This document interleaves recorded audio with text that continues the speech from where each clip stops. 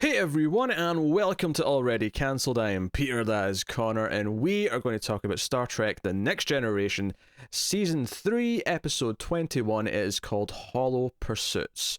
So, full spoilers for the episode as always.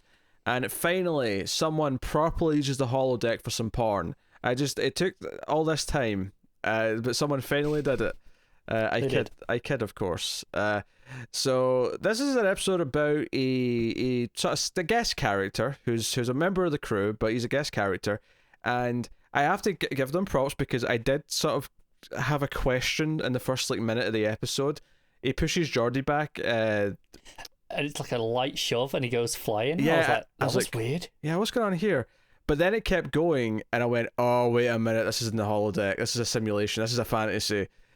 It was as soon as he started fighting Riker and he had the upper hand, I was like, okay, all right, this is just nonsense. Like, this can't. I was like, is this a dream sequence? This is fine. I'd forgotten that we were doing a holodeck episode from whatever we said last time. Yeah, so this is about this guy, Barclay, who basically spends a lot of time in the holodeck. He's a very nervous guy. He has a lot of trouble speaking up. He has a lot of trouble arriving on time to his post, whether it's in engineering or for a meeting or whatever else. And he spends all of his time in the holodeck in various fantasy scenarios, but all of the other characters are based on officers on the Enterprise. He's got a bit of a crush on Troy, for example, so Troy's in a very sleek dress in the first episode. The first scene. And then later on, when he's doing more fantasy stuff with swords and whatnot, Troy's the goddess of empathy. Yep, I mean, stands to reason, I guess. It's a whole thing.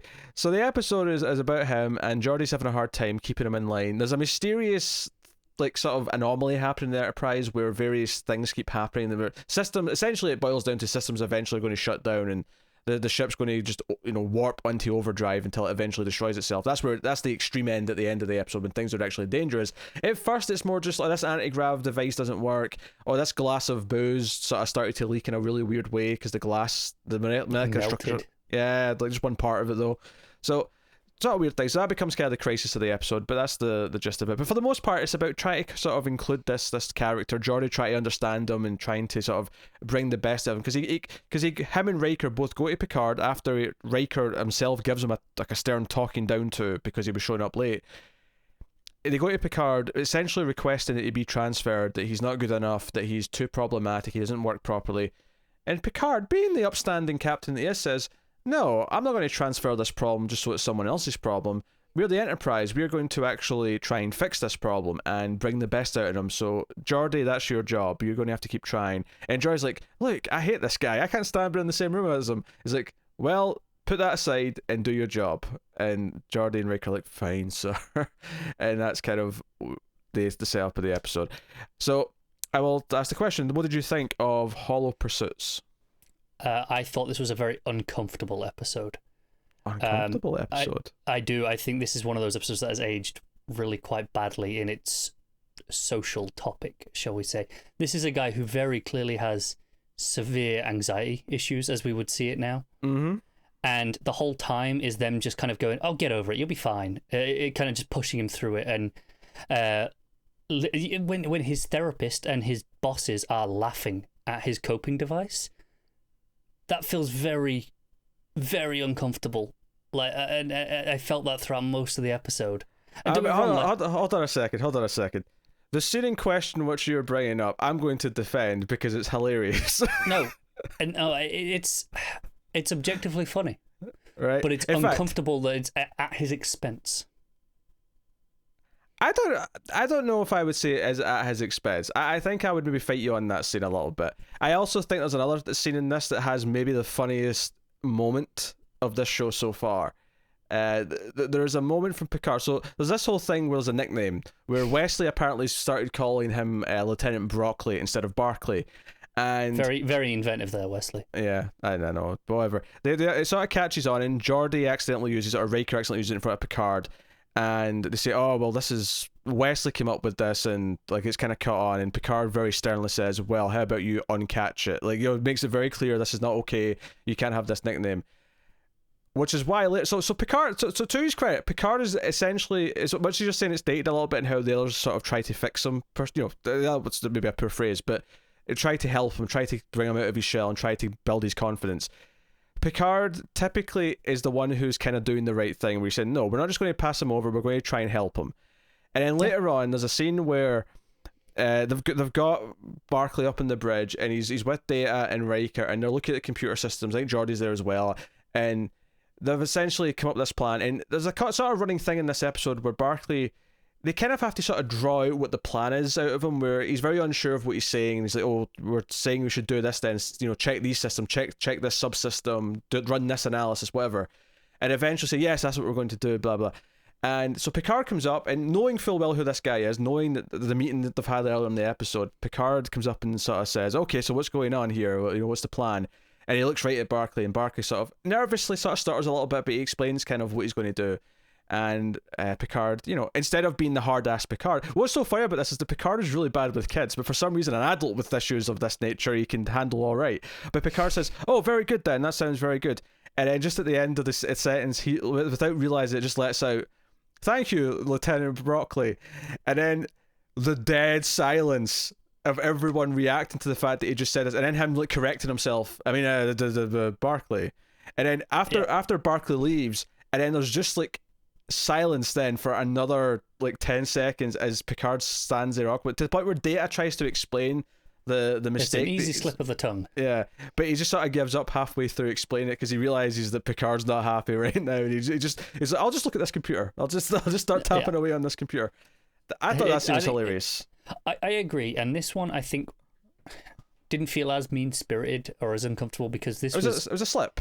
It was a genuine slip, exactly. Yeah, where Picard has been trying so hard, and I think he's probably the only one who has tried in a genuine way, as opposed to the others, where the others are just like, we're fixing the problem because we're told to for a lot of it. I think Geordi gets there, because I think the whole point of this episode, of course, is that over the course of the episode, he's eventually going to really help with something, right? He's going to actually find a way of doing this. And while I agreed with the overall sentiment that, okay, the way they actually try and handle his clear anxiety that he has, that no one seems to actually try and I think the first thing that maybe should have happened is that he should have been ordered to go and see the therapist. That should have maybe been the first thing that should have happened. I think that's reasonable. Yeah. And eventually, Geordi kind of pushes him into it and says, "Hey, you should go see Troy." And even that scene's kind of entertaining in a way, because we know what he's like with his fantasies with Troy. So as soon as Troy comes over and sits next to him and touches him at one point, he kind of freaks out a little bit. Yeah. And it leads to him just sort of escaping to his thing. And it's funny, you say this is dated. The way they handle it kind of is, but in other way, it's also very ahead of its time. I think this character sort of almost entombing himself in a virtual world actually feels very relevant. Oh, I agree. I think when I say it feels dated, I mean the way they interact with him. Yes. In particular, I think is bang on, scarily almost. And I think for me, I have multiple very close friends who are on medication for anxiety. It's affected them having jobs and stuff like that. It's very severe. Yeah. So just watching them kind of be really frivolous with it, and it felt just. It felt really hard for me to enjoy. I think it's frustrating because, while I agree with the sentiment, I do think that there are straight up things like showing up late for everything, for example. I think that is something you can straight up, you can get behind why Riker wants to play the, okay, I'm your superior officer, do what you're told card, right? Because he is being essentially frivolous and he's not showing up on time. Even someone with anxiety should, maybe show up on time. But at the same time, it keeps sort of going, and he keeps pushing the button, and he keeps and the way everyone, because Guinan as well, Guinan gives some good advice to Geordi where she says, look, maybe if everyone was clearly nervous around me, because I think that's where you feel the more realistic element of it, is when he's with the engineering team and they're sort of spitballing the ideas for what they should do, and the others Wes is a little shit. Wes is a little shit and kind of corrects him and explains everything in front of him, and it makes him feel really small. But what I was going to say, though, is more the other characters who are around. When Barclay's explaining what he's going to do, admittedly very slowly and awkwardly, that would maybe make everyone feel a little uncomfortable. The camera kind of cuts around these other, guest stars who we've not really seen before.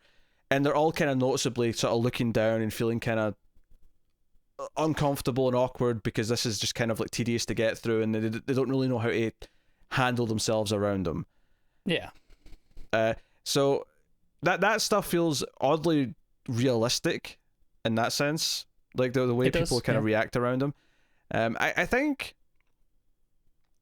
it really falls into this weird place where I don't feel like the intentions of the writing of the episode are in any way like a problem. I feel like this was probably very earnestly a solid attempt at the time to write a good-natured story about a character like this and how the crew of the Enterprise help him through this. It's just that we maybe have a better understanding or have more examples now for why, okay, this isn't necessarily the best tactic. I think that's absolutely the case. Things like, you say, oh, Riker's angry at him for being late. He never actually asks him why. Like, Riker never, like a good boss, you say, look, you're late all the time. Is there anything wrong? Is there something you want to say? And he's got anxiety. He'd say no. Well, to be fair, he already gives him a lie when he shows up late, though. What do you mean? Like when he shows up at the start, when he drills him out for being late, he actually comes in and says, "Oh, I had a really important communique and I had to respond to it immediately." And it feels like school child 101. No, why I'm late sort of thing. You would like to think a good boss would say, "Look, this is going on a lot. This is clearly not the case," and try and see it, and it doesn't actually check over the well-being of his. Oh, that's a fair critique of Riker, but I think that's kind of the point where Picard overrules him and says, "No, you're not just passing him off like this." And that would be okay if Riker learned from that, but he doesn't, because the next time he's not late, he's just like, the next time he's late, sorry, when he doesn't show up, he's in the holidays, he's like, screw this, I'm going down there, I'm pulling him out myself, I've had enough of this, and he's just rage-filled again. He doesn't actually learn. He doesn't learn anything, no, but it's not really his episode, though, it's more Geordi's episode. And this moment you're talking about where he goes down, this is where they go down to the holodeck, they find out he's in the holodeck, and they're going down there, and this is where we get all this sequence. Like, I can't be that upset at this, because I don't necessarily think it, like, I don't think it gets it that disastrously wrong as you're kind of giving it across. I was uncomfortable in this episode from a cringy way, that I was terrified of them seeing what he was fantasizing about. I was terrified of them seeing what roles he has them in, because of how uncomfortable, like, someone, like, sort of discovering what your weird fantasies are. I think the problem for me is here, this scene takes place after Geordie's already seen it. And Geordie, sits down with him and he's like, look, what's going on? Just talk to me. And he explains that, do you know what, this is just me blowing off steam. And, and he felt he couldn't talk to Geordie, so he did it this way. And it kind of evolved over time. And Geordie's like, do you know what? Fine. If that's what, what helps you do it, you do that. And he kind of like goes, all right, I kind of see it. And then we still have the scene afterwards where it becomes a joke again. Yeah, but you're ignoring a lot of the beats here. You're ignoring the fact that Geordie tries to go himself so that no one else sees what he's doing. But Riker's just angry and demands, "No, I'm going down there." No, and that's why Geordie makes a point of saying, "No, Counselor Troy, I think you better come." Like it's not like he's just ignoring everything he's already seen or heard. No, I'm not criticizing that element of it. I'm not saying, Geordie shouldn't have, gone along or tried to defend. That's obviously not the case. I think just the writing in general taking this approach feels ill-spirited, I guess, and not even intentionally so. Because at the time, I'm sure this wasn't. They didn't think they were being malicious, but it feels that way to me now. Here's the thing: you say he doesn't learn anything, and that's technically true, but he is being overly angry, right? I don't think anyone watches this episode doesn't think that Riker's going too far, or maybe is jumping the gun in how angry he is for something he doesn't quite understand. Well, especially when, I mean, sure, Geordie maybe should say, "Hey, Commander, no, listen to me. I need to talk to you about like some stuff that I've learned," or whatever, right? Yeah. I feel like that for us though, as the audience, Riker's comeuppance is kind of him meeting little Riker, and sort of that interaction is kind of the. Like, he's so mad going into that room. He's so mad getting into the holodeck, and you kind of want him to be brought down a peg or two.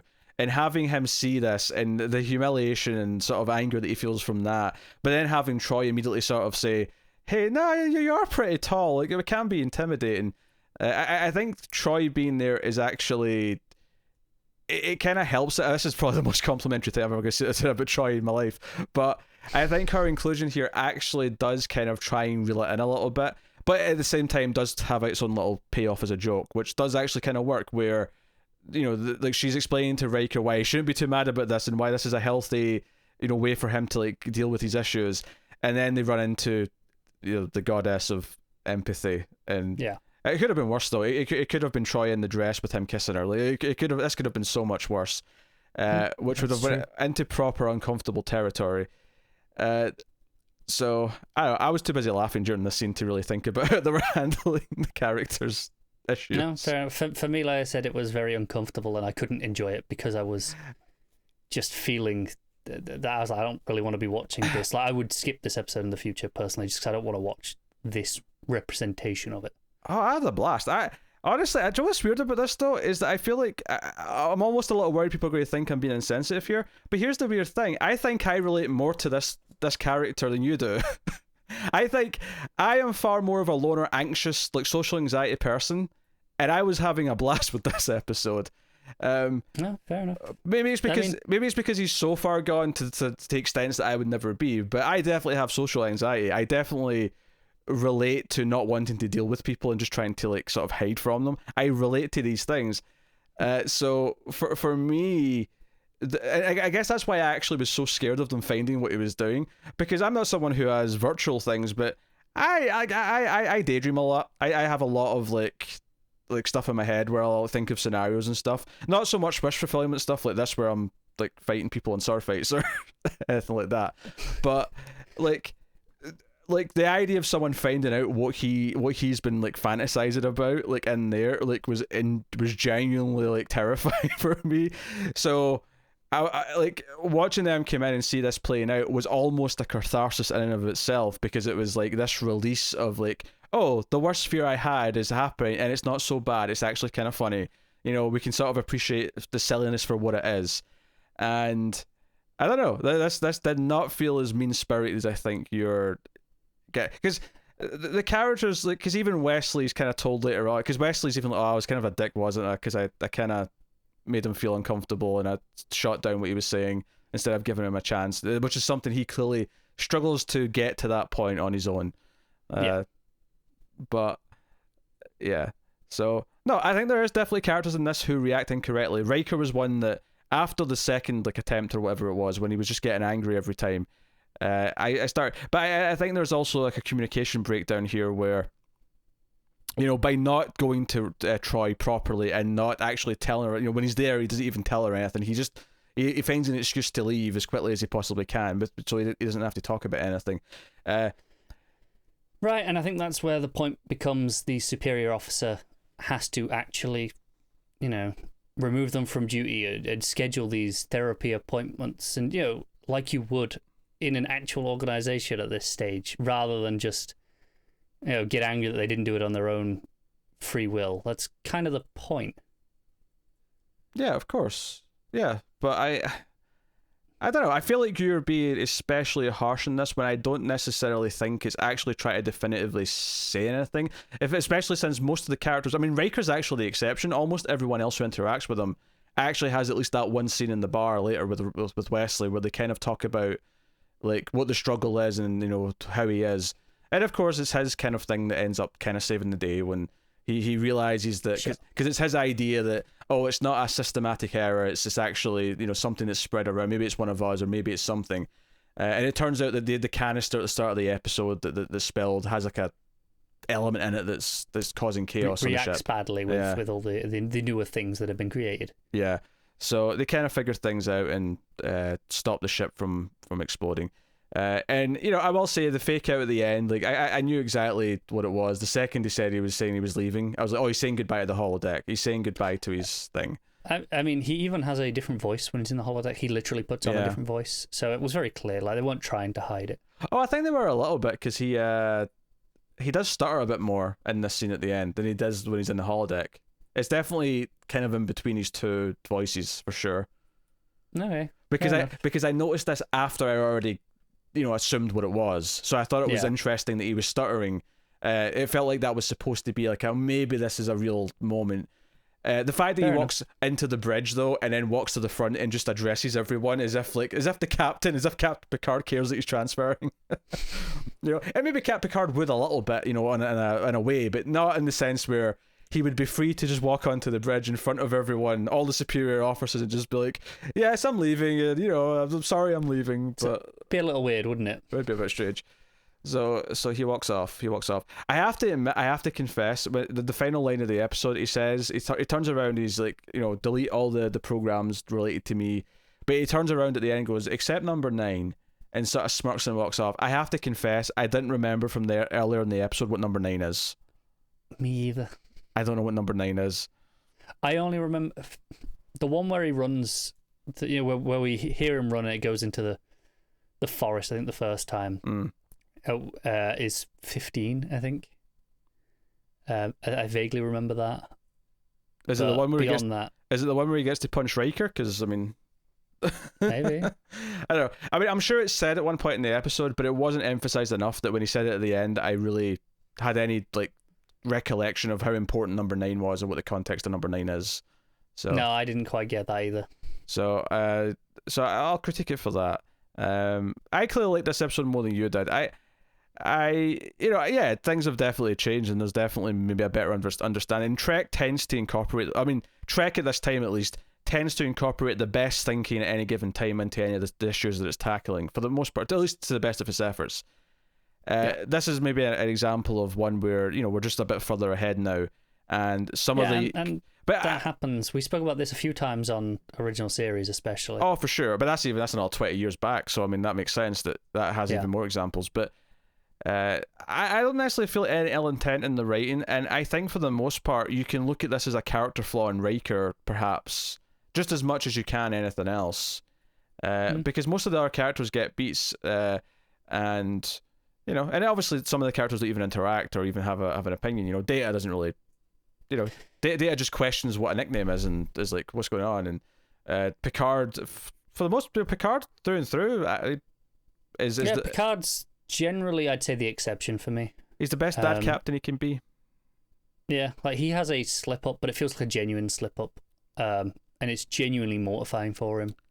I wonder if you could maybe justify this in a weird way by saying that maybe there's less examples of this in the future, so a lot of the crew on the ship just aren't prepared or just have no experience dealing with a person like this, and that's why they're so bad at it.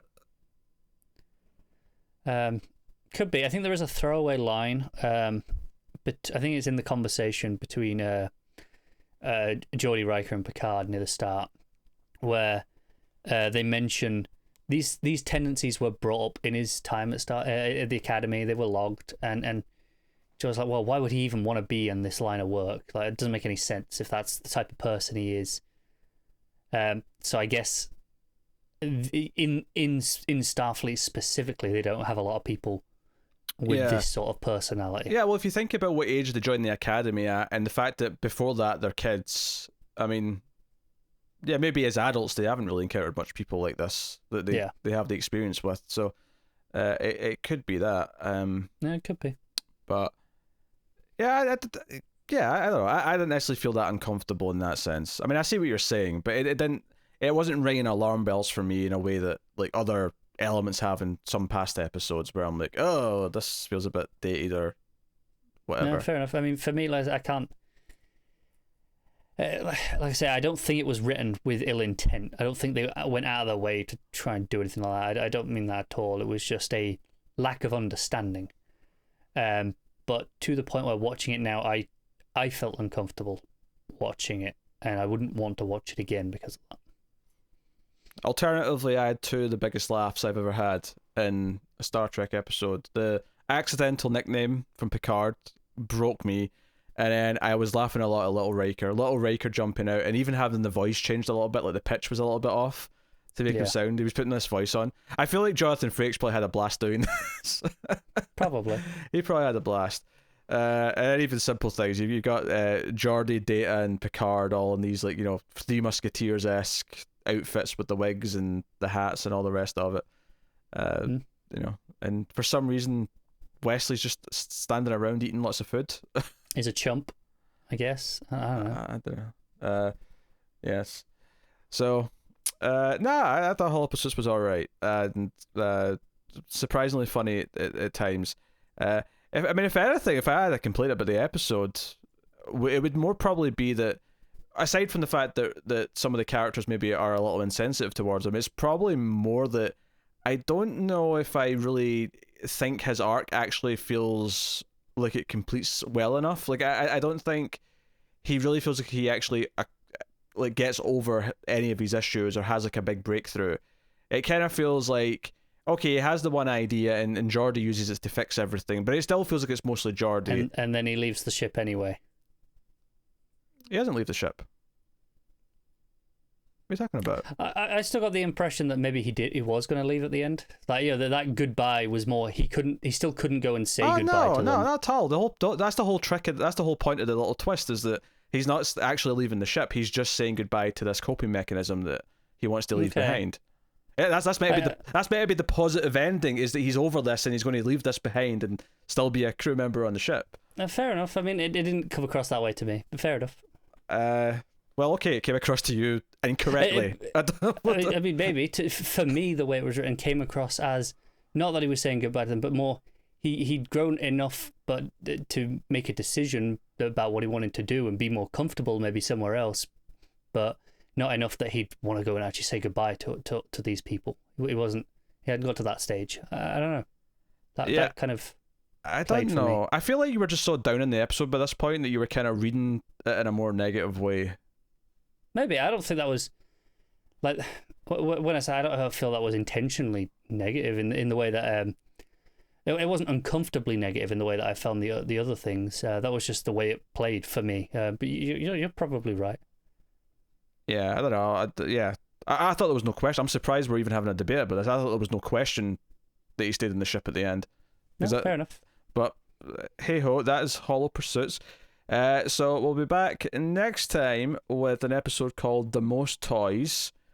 Here's the description on IMDb. When transporting a dangerous material to the Enterprise, Data is kidnapped and the crew is led to believe that he is dead when the shuttlecraft he was piloting explodes en route. Interesting. Okay. And I do recognise an actor in this. Not from that show, don't worry. Thank God. Actually from Frasier, of all things, believe it or not. Okay. But yes, very good. So yeah, we'll see if the next one pans out. I thought this was a solid enough episode, but I mean, we'll still see. So you can let us know what you think of the episode in the comments below. You can like and subscribe, all that stuff. You can of course get us on the Twitters at mailed_fuzz for channel updates, and you can support us financially if you want at patreon.com/mailfuzztv for as little as $1 per month. At the $5 tier, you get these Star Trek reviews early, of course. But go and have a look and see if you're interested. But otherwise, that is us. So thank you once again for watching or listening. We always appreciate it. Keep watching Star Trek, guys. And when it comes to the ladies, Wesley Crusher is in complete control.